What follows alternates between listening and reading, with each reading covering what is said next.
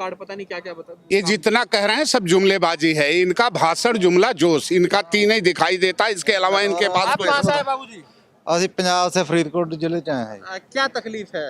ਤਕਰੀਬ ਆ ਜਿਹੜੇ खेती विरोधी ऑर्डिनेंस जारी विरोधी मतलब मेन अगर हम और- देखें तो किसान जो और दूसरी कानून बात जो ये- पास किया गया, आता हूँ आपके पास। प्रधानमंत्री जी, जब सब कुछ देश में ठीक चल रहा था तो आपको अपने मियां मिट्ठू बनने की जरूरत क्या थी? जो पुराने कानूनों से देश चल रहा था, जो बाबा साहब अम्बेडकर के संविधान से देश चल रहा था, आपने परी लकड़ी ले ली। हमें तो नाना पाटेकर का वो डायलॉग याद आता है कि साला एक मच्छर हिजरा बना देता है।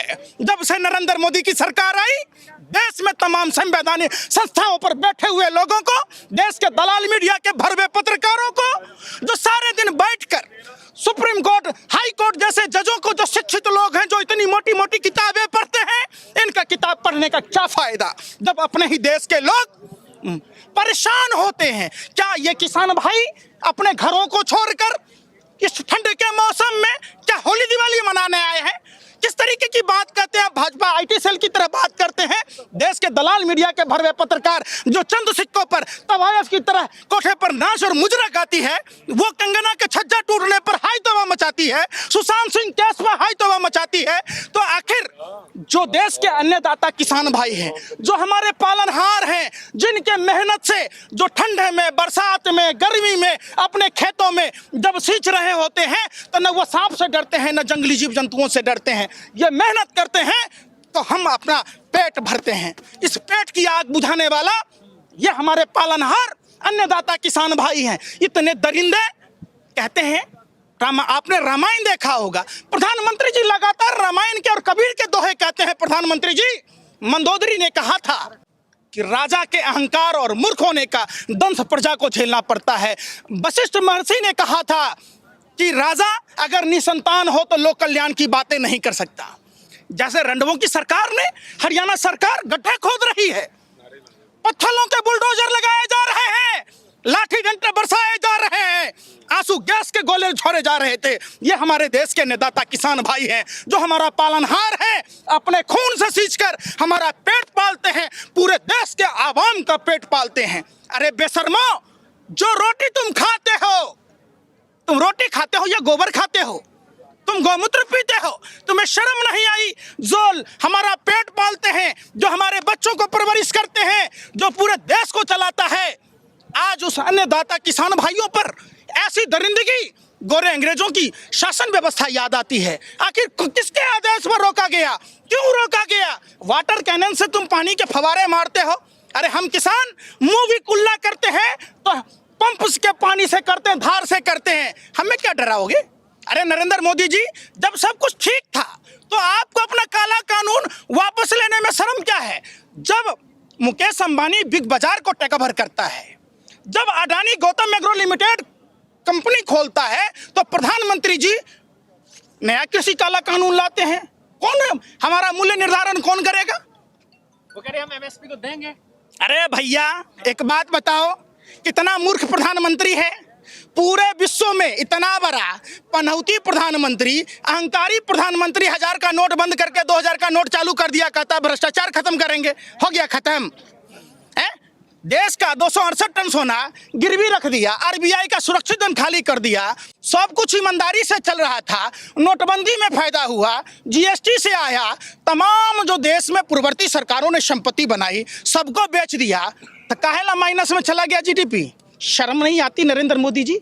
आप इतने बेशर्म, निर्लज्ज, निष्ठुर, अमानवीय कैसे हो सकते हैं? आप भगवा वस्त्र पहनकर जिस तरीके से रावण ने मां सीता का अपहरण किया है था, उसी तरीके से नरेंद्र मोदी जी, आप और आपके टीम ने भगवा वस्त्र पहनकर, भगवान का नाम लेकर कालनेमी राक्षस की तरह हिंदुस्तान की आवाम को ठगने का कोशिश किया है। हम सभी पार्टी के नेताओं से कहना चाहते हैं, जाति, धर्म और भाषा प्रांत से ऊपर उठकर देश के अन्नदाता पालनहार किसान भाइयों के लिए अपने पलक पावरे बिछा दीजिए। वो दिन दूर नहीं, ये देश गुलामी की ओर जा रहा है। कौन लोग हैं ये बताइए। बस समझिए पहले बात। हाँ। ये जानबूझकर एजेंडा फिक्स किया जा रहा है। नरेंद्र मोदी जी, आप बिहार में चुनाव कर रहे थे, आपके 20 हेलीकॉप्टर बिहार में घूम रहा था, कोरोना नहीं फैल रहा था, है? देश के किसान दिल्ली में आएंगे तो कोरोना का हवाला दे रहे हैं। शर्म नहीं आती? 50-50 हजार स्क्रीन से लैस गाड़ियां घूम रही थी। दिल्ली ऑफिस में सेलिब्रेशन मनाया जा रहा। अरे ये अपने अधिकार मांगने आए हैं। अंधभक्तों, आपसे आपके बहन की रिश्ता मांगने नहीं आए जो आपको बुरा लगता है। ये देश के अन्नदाता किसान भाई हैं। बाबा साहब अम्बेडकर का संविधान ये कहता है, वो चाहे कश्मीर से कन्याकुमारी तक कहीं के भी लोग हों, इनका उतना ही अधिकार है। आखिर देश के प्रधानमंत्री, कृषि मंत्री को डर क्यों लगता है? आना चाहिए, बात करना चाहिए। आपके पैरों में मेहंदी लगी है, मुंह में रसगुल्ला है, आपको बेशर्मी की हद पार कर दिए। ये अपने गुरु MS गोवलकर, जो RSS के रॉयल सीक्रेट सर्विस वालों के गुरु हैं, उनका एक किताब है वी आर आवर नेशनहुड, जिसमें 95% लोगों को गरीब बनाने की बात की जाती है। वो उसी एजेंडे को लागू करना चाह रहे हैं। तक डबल कर देंगे इनकम भाई। क्या डबल कर देंगे? आज तक मोदी जी एको को बात बताइए, मोदी जी अगर वादे के सच्चे होते तो मोदी जी के भी बच्चे होते, तोता से खेलने की जरूरत नहीं पड़ती, ये पोता पोती में खेल रहे होते। भरी जवानी जसोदा बेन जी से 18 साल की उम्र में इन्होंने शादी किया, और ना उनको सुहागन छोरा न विधवा।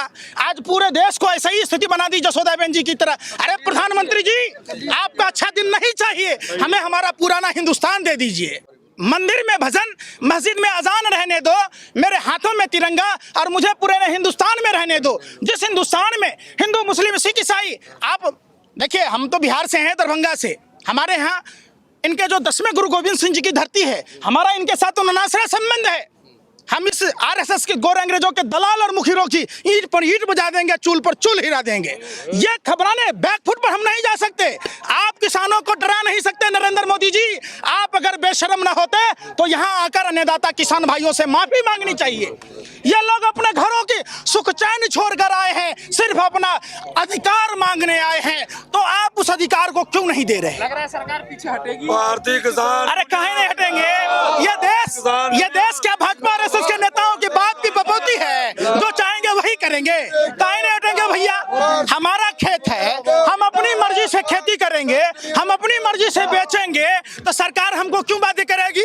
एक बात नहीं, सुनिए पहले बात, ये जो कृषि काला कानून जिसके विरोध में ये आए हैं, क्यों आए हैं? जिनके पास 2 एकड़ से कम जमीन है, आप बताइए, पंजाब के मोंगा में, लुधियाना में कहीं भी जमीन अगर है किसी के पास, 1 एकड़ से कम जमीन है, 1 एकड़ जमीन है, वो आदमी फसल क्या दिल्ली में बेचने आएगा, सूरत में बेचने जाएगा?